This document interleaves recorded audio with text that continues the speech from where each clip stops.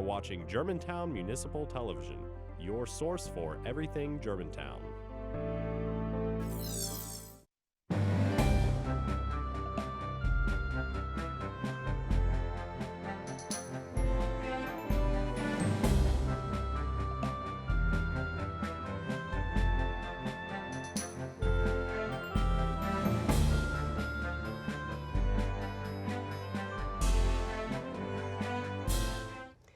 Hello, and welcome to MidSouth Matters on Germantown Municipal Television.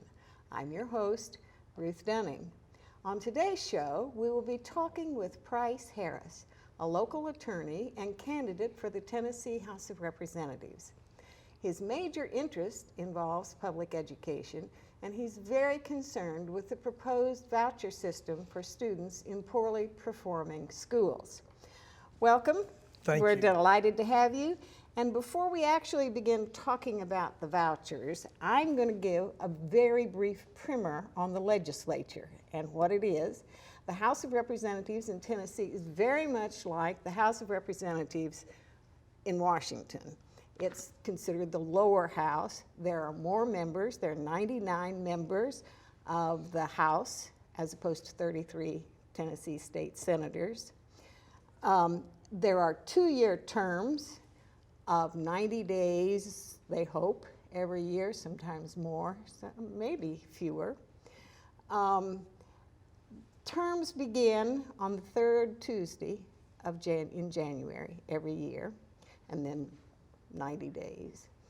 Right now, there are 73 Republicans and 26 Democrats in the House, an overwhelming majority for, in fact, a veto-proof majority for Republicans, which is a little different. Until very recently, Tennessee's House of Representatives was Democratic, and so was the Senate. It has changed now, with most of the South has changed along with it. So, right now we're going to turn to Price, and he's going to tell us first a little bit about himself.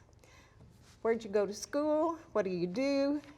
Well, that's an interesting question, and it's a long trip along the way of my almost 50 years here. I graduated in 1992 from the Cecil C. Humphreys School of Law here in Memphis, and prior to that, I graduated from Memphis State University in 1988, now the University of Memphis. I went into my chosen field, which is law, after I graduated from Memphis State and took the bar, and I've been an attorney in town ever since then. I do all kinds of cases. I hear all kinds of stories, and I think one day when I decide to retire, maybe I'll just write a book about it. Very good, yes. And your family? I'm married. My wife, Terry, is the immediate past president of Shelby County PTA. I have two children, Julia and Alex. Julia is a student here at Houston High School, and Alex goes to Riverdale Middle School. We, as a family, have just adopted public education as something that we're passionate about as a family, and it's something that we openly discuss amongst each other, and we are very interested in tracking what's going on in public schools. Good. That brings us to the vouchers. Oh, the voucher bill. The vouchers. Now, tell me first what the voucher bill did, then I'm going to ask you some other questions about it. This session, there was a bill introduced in the House. It's House Bill 1049. It was introduced by Representative Dunn, and the bill purports to give a voucher to children that qualify under the terms of the bill for a program that would allow them to take the money that they would get for the state funding to go to a school of their choice. Private or public? Yes, private or public. Okay. Private or public. Now, that's led to a lot of discussion on both sides of the issue. There are proponents of the bill. Obviously, there are opponents of the bill. Personally, I do not favor this bill. Okay. Tell us why people who are in favor of the bill, proponents of it, why they are in favor. What do they think these students would gain? Well, I can't speak to what all the motivation is, but it seems that the people that are the proponents behind this come to the table with the idea of wanting to offer options.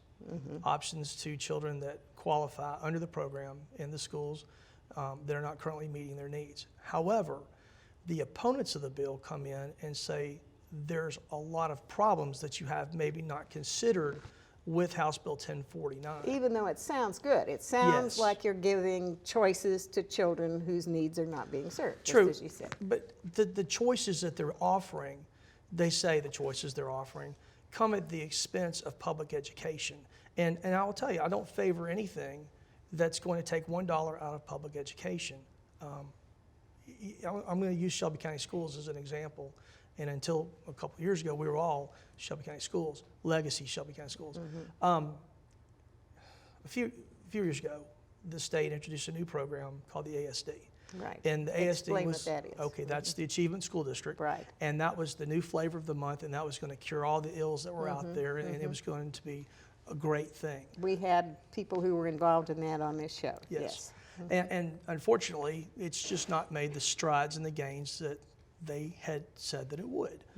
However, what has happened with the ASD is that they've taken over certain schools in Shelby County Right. that they are no longer counted as a Shelby County school. They are part of the state school district, the ASD.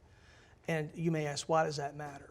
Well, why does it matter? It matters for this reason, because the children that attend that school, the BEP funding, the funding that the state gives to the local education group, the LEA, that money is then removed because that child is not attending a Shelby County school, but is attending the ASD school. So Shelby County Schools is now taxed with servicing the same amount of area that it did with less money. So already they see that they're shrinking on their money. Now that comes along with a voucher bill. And let's just say if the voucher bill had passed, the money that the student would have received for the voucher would have come out of what was given to Shelby County schools. And so sometimes you'll hear people say, well, that doesn't really affect me here or where I live.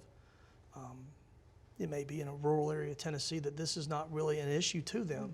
But in our area, it does, because are you familiar with the old phrase, that a rising tide lifts all boats? I am. That's sort of what we're looking at here. If you're taking away from one to give to another, that one is still taxed with having to service the children. And let's not forget that if that child had taken that bill and gone, or that voucher, and had gone to a private school and something had happened, the Shelby County is still taxed with educating that child, so that to maintain the child's constitutional right, Tennessee constitutional right to public education, that's going to come back to Shelby County schools. And so if the money is taken out of their budget and given to another school, and subsequently they can't meet that child's needs, and that child comes back to Shelby County schools, they're going to have to educate that child with Does even the less. money come back? The money, according to the bill, is paid in sort of like progress payments along the way. The money would go with the child, and then if the child, for example, there's a couple scenarios covered in the bill, but one of them would be if the child went to one private school and then decided to move to another private school, no. The money, he would not have the scholarship to go with him as I read the bill, then that child would not take the scholarship with them. It would stop. That's not to say that the private school would continue to get all the money, but they would have the money up to that point. There are situations that are placed in the bill that cover what if the school closes or what if the child's removed. So it's a yes and no answer to that. Right. It seems to me, though, that School A over here, where the child left School A, it seems to me that that school is now, and I've seen everything from $5,000 to $7,000 that the voucher covers. That's not going to pay for a teacher there, but it's going to pay for a lot of materials and books and things like that that school no longer has available. I'm not sure I understand. No, I think you're on the right track. Let's say if there's a school with 2 children that leave. Let's come right back. Hang on to that thought right now. We're going to take a short break. More with Price Harris when we return. Please stay with us.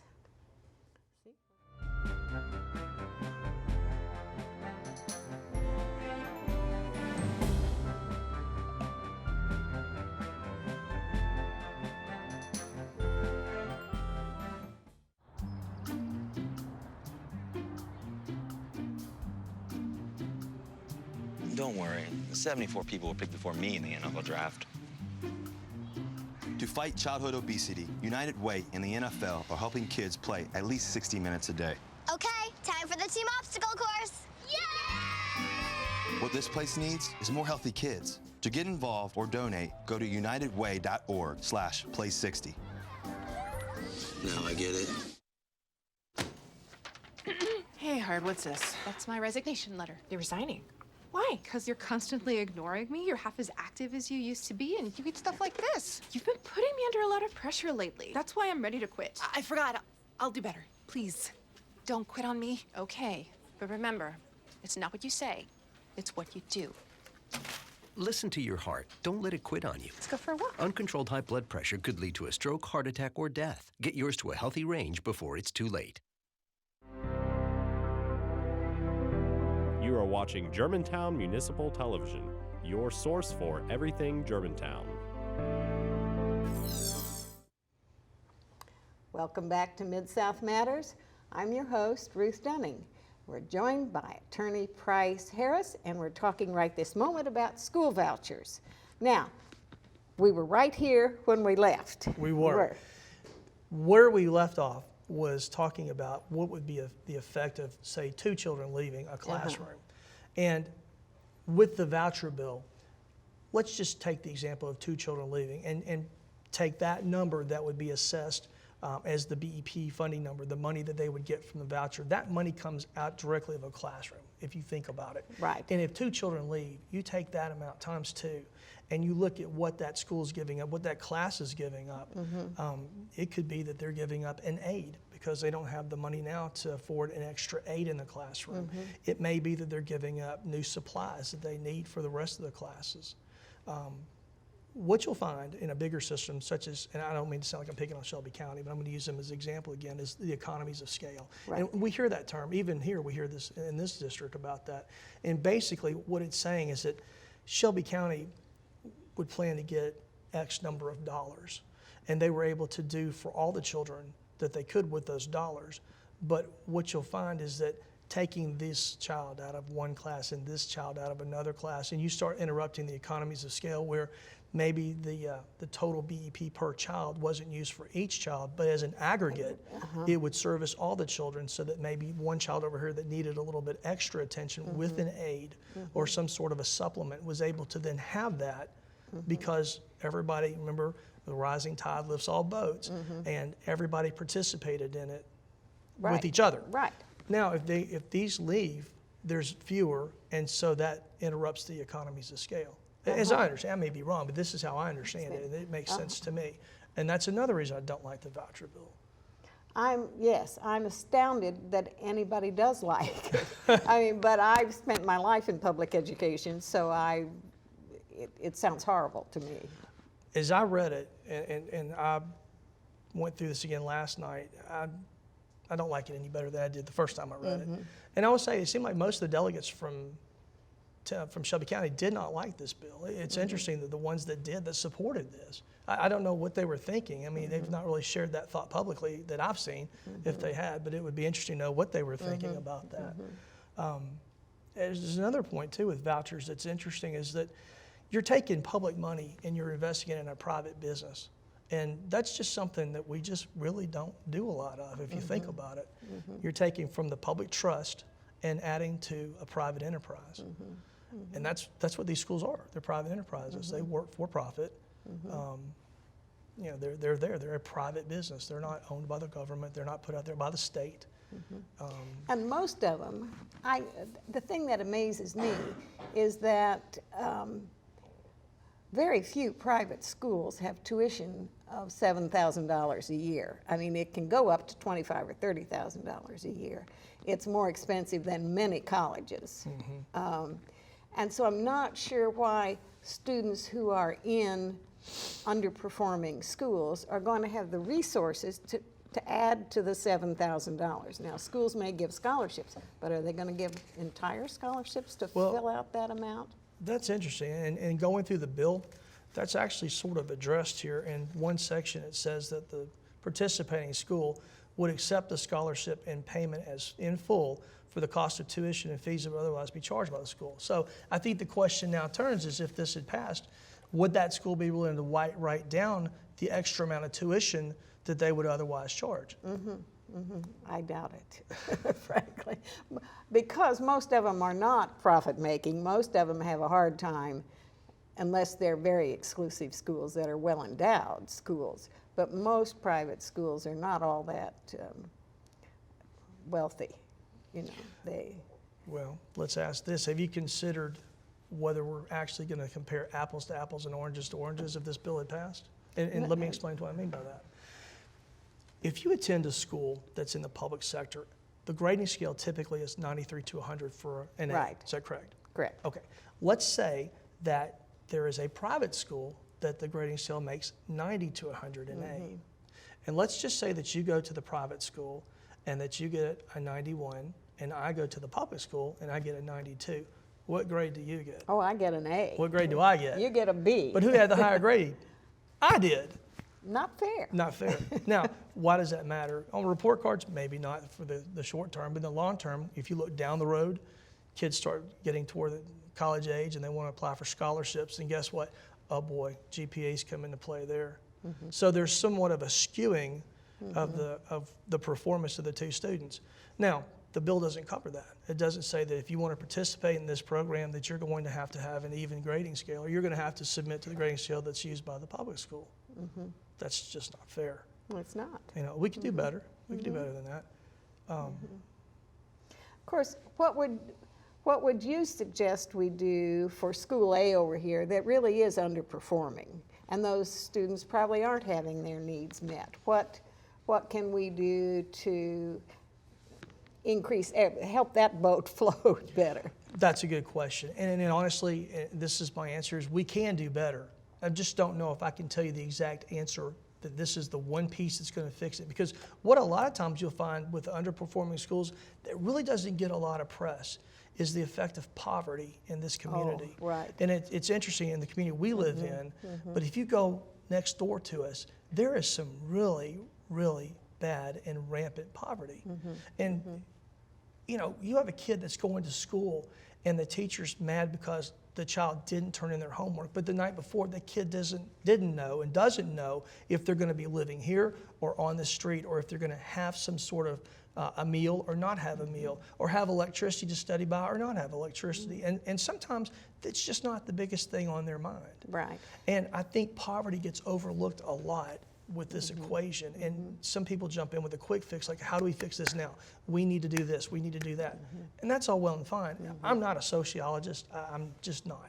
And I don't know that my answer is any better than anybody else's, but I think it's something that they need to at least consider, because up to now it's not been considered very much. I agree. And we'll talk more about this when we come right back.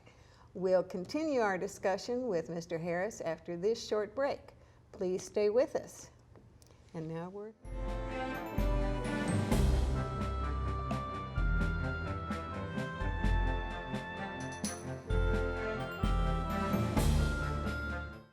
So who's going to do what?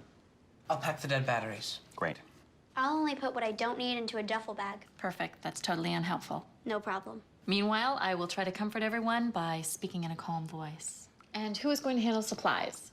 I can forget to do a list for us. Thanks, pal. We couldn't be any less prepared. I'm proud of you guys. Talk to your kids about who to call, where to meet, what to pack. Visit ready.gov/kids for tips and information. They'll test you. Try to break your will. But however loud the loudness gets, however many cheese puffs may fly, you're the driver, the one in control. Stand firm. Just wait. And move only when you hear the click that says they're buckled in for the drive. Never give up till they buckle up. You are watching Germantown Municipal Television, your source for everything Germantown. Hello, and welcome back. We're discussing the proposed voucher system for public education students with local attorney Price Harris. Welcome back. Thank you. Now, we're talking about the effects of poverty, and I do want to mention one study I know about that says one thing that does more across the board is to provide breakfast.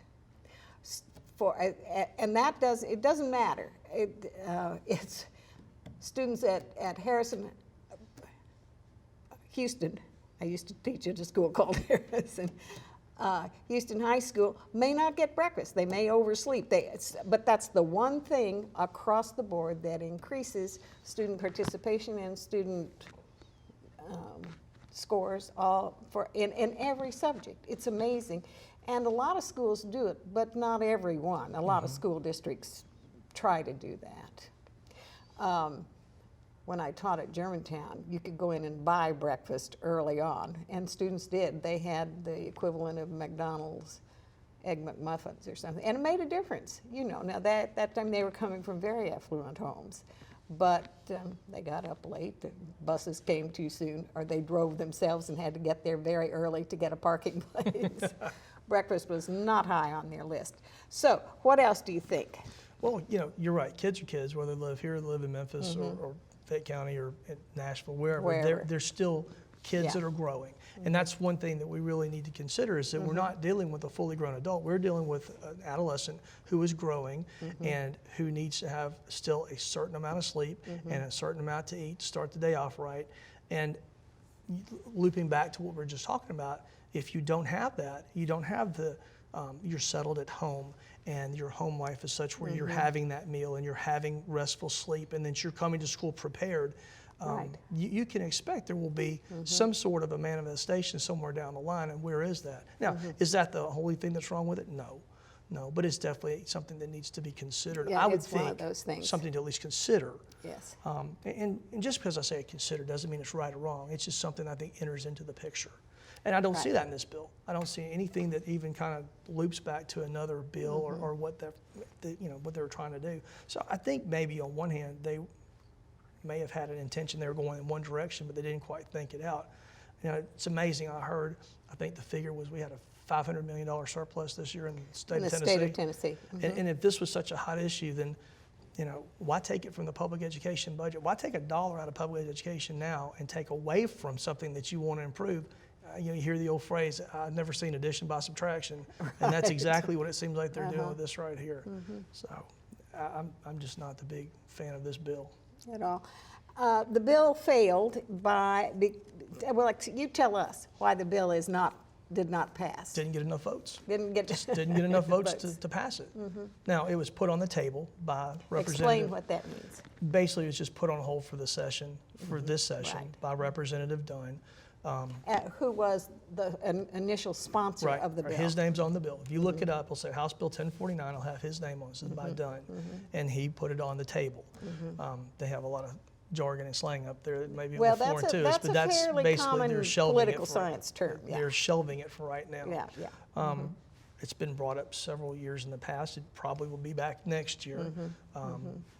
We're rolling toward, I guess, the heels of the time here. I know that they're wanting to try to finish as quickly as they can, but they still have a lot of work to do. So, so maybe it won't cut. You mean the legislature is coming to the end of their 90-day period? And they still have a lot of work to do. I was fortunate enough to be able to attend some of the session with Storm the Hill with PTA last week. And in fact, we had kids from several Germantown schools that were able to go and to meet some of the legislators and to sit in on the sessions and observe how this works. In talking to some of the legislators, they were remarking about how much business they still have left to do this session, but they always try to get it done so they can get it finished up. And get home. Yes. We have what's known as citizen legislatures. They have real jobs somewhere else usually, and this is just a part-time job. It is. Now, we have a little bit of time left. I want you to talk to the students out there who may be thinking about becoming an attorney. What do you recommend?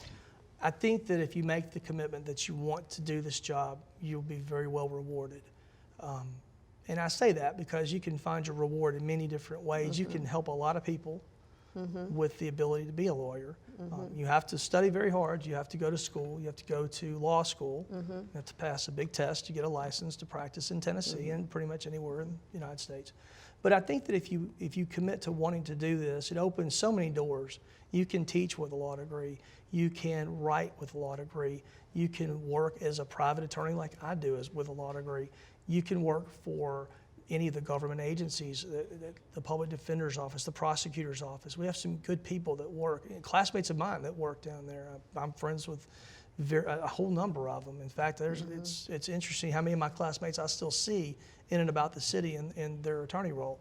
And even funnier, going back to earlier days when I was in elementary school or middle school, even some of those people. So you may not know it, but some of your best friends might end up being attorneys, and that's okay. It's an interesting way of life because you're taught and you're trained to look at a situation in a certain way, and it's not really something that you turn on or off. It's just something that's just how you're wired. But the ability to do that and the ability to have someone come to you with a problem and sit down with them and say, okay, let's go through this and try to fix this as best we can, that's a very humbling experience, and it's a very rewarding experience. If you're looking to get into it because you think you're going to make $1 million, you might want to rethink that one. But it's one that you'll find your reward and your treasure in other areas as well. And it is nice to be able to say, I feel like I make a contribution because I'm able to help people. I would encourage people that want to do this, and students especially, study very hard. I know things are tough in school right now, and I know they have a hard road to go, but do the best you can with it. Go to college.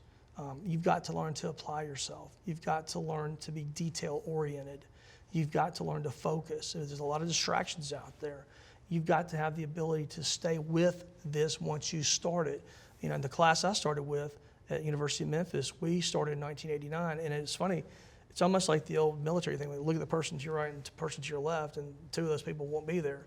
And our class started as a very large class and whittled down to a very narrow class when we graduated. So it's something that you're just going to have to commit to do or not do, but you're not really going to be able to do it halfway. Right. But I think that it's an important thing, that it's a very rewarding career. I think it's something that's a very honorable career. I think it's something that if you get the ability to do this, that you'll be very proud that you're able to do this. And I think it's very fulfilling. A lot of lawyers in my family, so I'm happy to hear you say nice things about lawyers. And thank you very much. That's all the time we have for this edition of MidSouth Matters. I'd like to thank my guest for taking time out of his busy schedule to join us today, and thank you at home for watching. If you'd like more information on this or any other show on Germantown Municipal Television, please visit our website at www.gmtvonline.org. Thanks, and we hope to see you again for MidSouth Matters. Thank you.